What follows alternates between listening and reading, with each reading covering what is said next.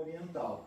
Então, essa transliteração às vezes assume a mesma grafia, tum e tum, mas só que a pronúncia é diferente, o ideograma é diferente, o significado é diferente. Então, o primeiro tum tem a tradução dele aproximada, é associada à dor, ao conceito de dor, né? Tum.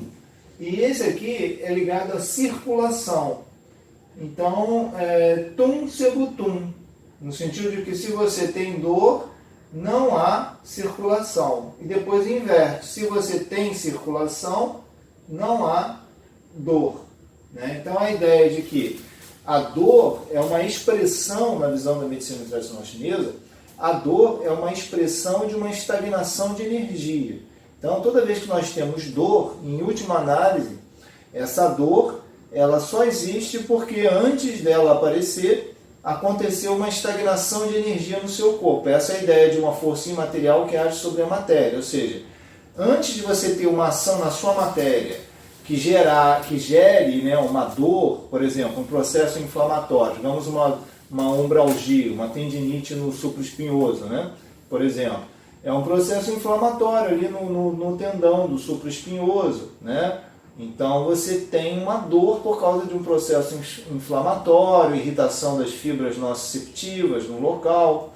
Mas por que isso aconteceu? Né? Numa visão energética, isso aconteceu porque antes de gerar esse processo inflamatório, aconteceu uma estagnação de energia no local, ou seja, a energia Qi, que flui através dos meridianos e que passa pelo ombro, nutrindo as estruturas do ombro, dando proteção para essas estruturas e vitalidade para essas estruturas.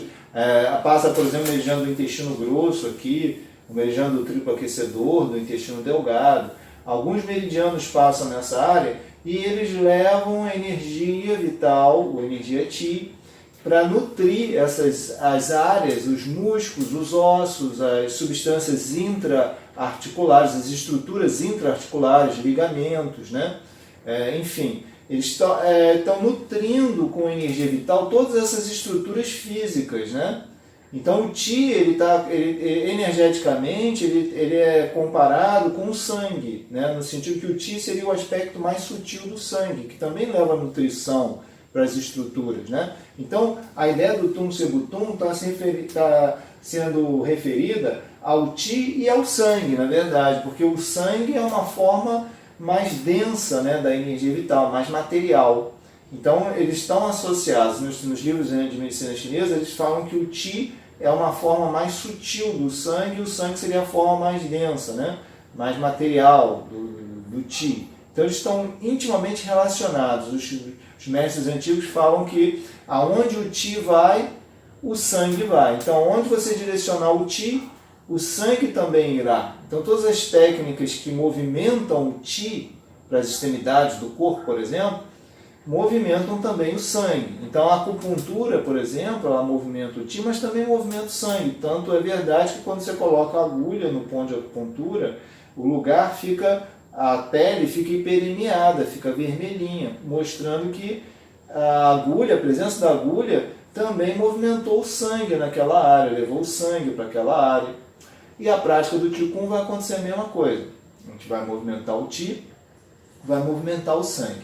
Então a ideia da dor é justamente essa, é que antes você pode dizer assim, a pessoa tem uma tendinite do supraespinhoso porque ela fez um esforço repetitivo ali e acabou lesionando os tendões, né? Isso seria uma causa física. Só que, na visão energética, antes de você ter a lesão no tendão, esse pode ser até o esforço repetitivo, começou a gerar o quê? Uma estagnação de energia. Ou um mau uso da articulação levou a uma estagnação de energia. Ou outras causas que não têm a ver com o esforço repetitivo.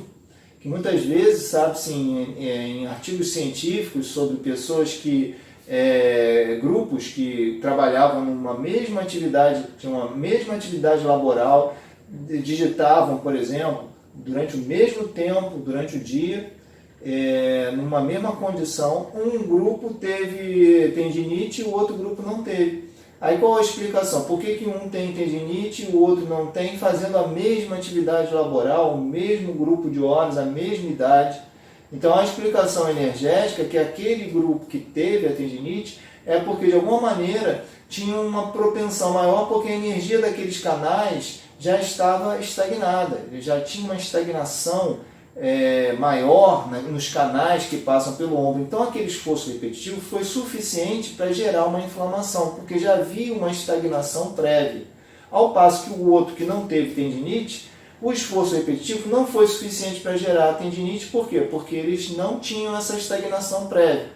Então a ideia da estagnação de energia significa dizer que você, antes de ter um problema físico, você teria um bloqueio na circulação de energia naqueles canais, naquela área, uma estagnação de energia.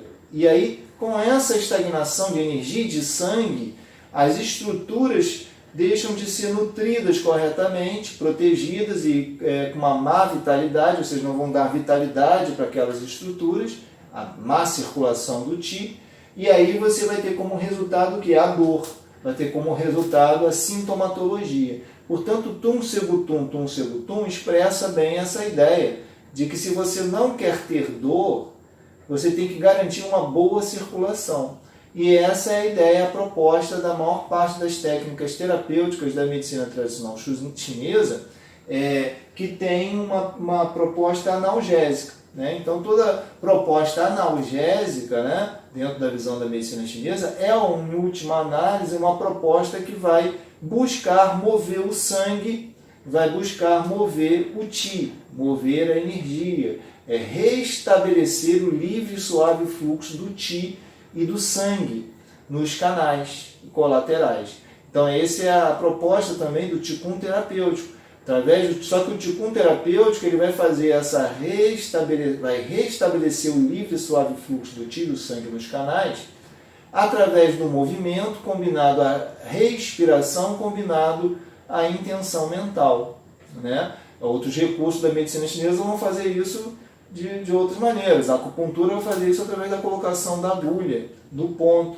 A gente chama a técnica de Qigong de acupuntura em movimento, por quê? Porque nós vamos estimular os mesmos pontos de acupuntura, só que através do movimento e da respiração, restabelecendo o suave fluxo de Qi, de sangue, no local que está acometido ou no corpo inteiro, ou em áreas específicas, dependendo do método que você está usando e do que você está tratando. É isso que nós iremos abordar ao longo do nosso curso, né? Como utilizar o Qigong para restabelecer a circulação do Qi e do sangue nas áreas afetadas, no caso de queixas específicas,